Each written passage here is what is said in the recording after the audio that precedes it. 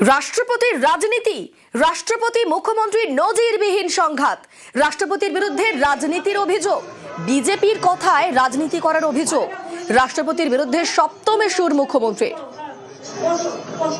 আপনি বলেন কি করে যে আদিবাসীদের জন্য এখানে কোনো কাজ হয়নি? কই মণিপুরে যখন ট্রাইবেলদের উপর অত্যাচার হচ্ছিল তখন আপনি চুপ করেছিলেন কেন? তখন কি বিজেপি আপনাকে বারণ করেছিল?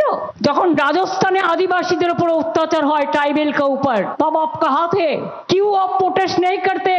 बंगाल को टारगेट किया, ऑल की लैंग्वेज को रिकॉग्निशन कौन दिया? बंगाल ने दिया। WBCS এর সাঁওতালি ভাষায় পরীক্ষা দেয়, স্কুল কলেজ করে দিয়েছি, ইউনিভার্সিটি করে দিয়েছি। জঙ্গলমহল ট্রাইবেলরা बिना पैसा सबसे बेसी चाल पाए। आप कितना माझी थान बनाया, कितना जाहिर थान का आप प्राचीर बनाया, हमने वो काम भी किया, आपने तो एक भी नहीं कर पाया। We don't expect, we respect you. You are a number one chair in this country, you are the president of India. Don't play politics at the time of election. As per BJP advice, I will request Derek and Sudipda to ask an appointment from the honorable president of India and to submit whatever we have done for the tribal people and especially the Santali people. আমাদের সঙ্গে সরাসরি রয়েছেন প্রতিনিধি সোমরাজ। সোমরাজ, রাষ্ট্রপতি এবং রাজ্যের মধ্যে এই সংঘাত কতটা নজিরবিহীন?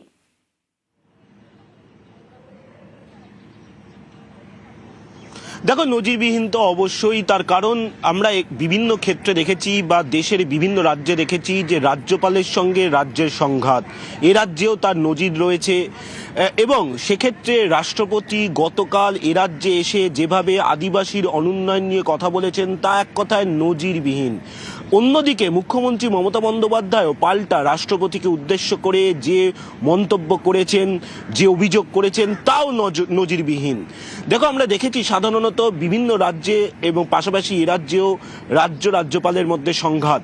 এ রাজ্যের ক্ষেত্রে যদি দেখা যায়, আমরা দেখেছি যে কেশরীনাথ ত্রিপাঠী থেকে শুরু করে জগদীপ ধনখড়, এমনকি সদ্য প্রাক্তন রাজ্যপাল সিভি আনন্দ বোস, বিভিন্ন ইস্যুকে কেন্দ্র করে বারে বারে রাজ্যপাল সংঘাত ক্রমশ তীব্রতর হয়েছে। কিন্তু এই প্রথম নজিরবিহীনভাবে রাষ্ট্রপতির সঙ্গে রাজ্যের সংঘাত, যেভাবে রাষ্ট্রপতি শনিবার বাগডোগরায় এসে রাজ্যের অনুন্নয়ন নিয়ে অর্থাৎ আদিবাসীদের অনুন্নয়ন নিয়ে সরব হলেন, তা এক কথায় নজিরবিহীন। তার কারণ আমরা যে উদাহরণ এতদিন দেখেছি যে যেখানে রাজ্যপাল সংঘাত হয়েছে, শুধুমাত্র এ রাজ্যে নয় অন্যান্য রাজ্যেও, কিন্তু এই প্রথম আমরা দেখলাম যে রাষ্ট্রপতির সঙ্গে রাজ্যের সংঘাত, যাকেই কার্যত নজিরবিহীন বলেই বলা হচ্ছে। সোমরাজ, রাষ্ট্রপতি যেভাবে আক্রমণ করেছেন, রাষ্ট্রপতির এই আক্রমণ কতটা গুরুত্বপূর্ণ?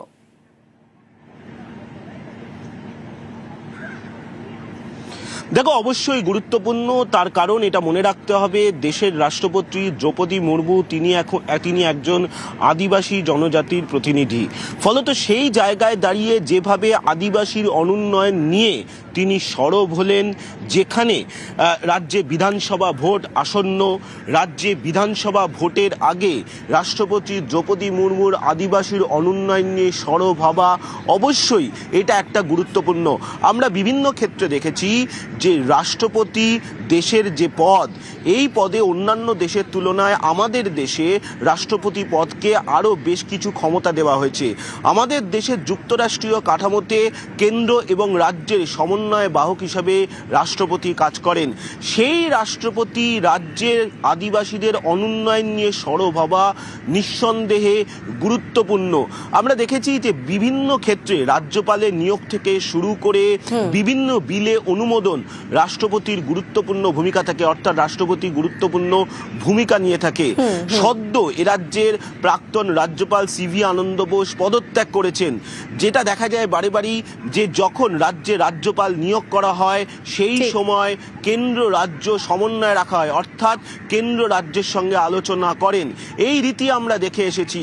কিন্তু যেভাবে রাষ্ট্রপতি শনিবার বাগডোগরায় এসে আদিবাসীদের অনুন্নয়ন নিয়ে আক্রমণ করলেন, অবশ্যই রাষ্ট্রপতির এই বক্তব্য যথেষ্টই গুরুত্বপূর্ণ, যেখানে রাজ্যে বিধানসভা ভোট সামনে রয়েছে। আর সেই ভোটের ধন্যবাদ সোমরাজ। এদিকে এক্স পোস্টেও সরব হয়েছেন মুখ্যমন্ত্রী। রাষ্ট্রপতি বেসরকারি অনুষ্ঠানে এসেছিলেন বলে দাবি। রীতি অনুসারে শিলিগুড়ির মেয়র, পুলিশ কমিশনার রাষ্ট্রপতিকে স্বাগত জানান বলে দাবি মুখ্যমন্ত্রীর। কোনো প্রোটোকল লঙ্ঘন হয়নি বলেই দাবি মমতার। রাষ্ট্রপতিকে দিয়ে রাজনীতি করানোর অভিযোগ।